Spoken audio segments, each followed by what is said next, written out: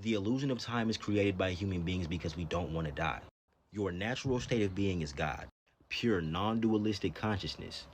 Thought is the mechanism that creates the universe, and it's through thought that we separate our beings from the environment and create personal selves. Now, because humans have separated our organism from the environment, and because most of us are only identified with our organism, the problem of life versus death becomes a priority. That's what generates existential anxiety. Someday it's going to be over with, and we know that. When you're identified with the body, the concept of total annihilation that death presents is something that you can't handle. So unconsciously, you sever life and death. You make life and death seem like they're different things when they're not. Our normal understanding is that life begins at birth and ends at death. Life and death are not separate. The goal of all life is death. So just like hot and cold aren't individual entities, they're aspects of the entire spectrum of temperature, death is not a different experience than life. Life and death are both aspects on the spectrum of consciousness. Life and death are nothing but two ways of viewing the reality of the present moment. They're two sides of the same coin. Everything that's ever happened to you happened in a right now. There's only right now. You only ever experience now. Time is the movement of your mind.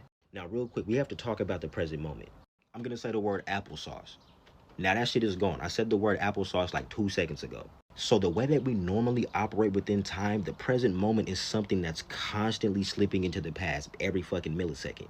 The present moment I'm talking about is the spiritual present moment, and that doesn't exist as a point in time. It's everything. So, because this infinite present moment has no past, it is always being born. But because now has no future, it is simultaneously dead.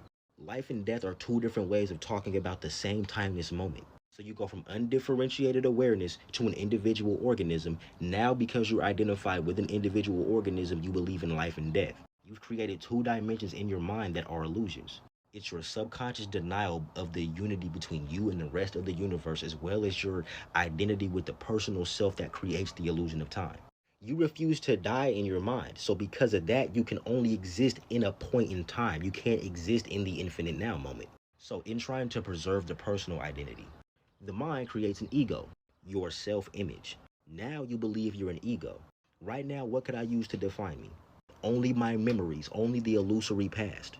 All my memories are thoughts. So if I was to describe the person I am, I would just be describing a series of thoughts and experiences. That's what it is to be an ego, just to be a wrapped up bundle of thinking. So, in identifying with and thinking from the foundation of the ego, all you're going to do is further divide up the unified mind.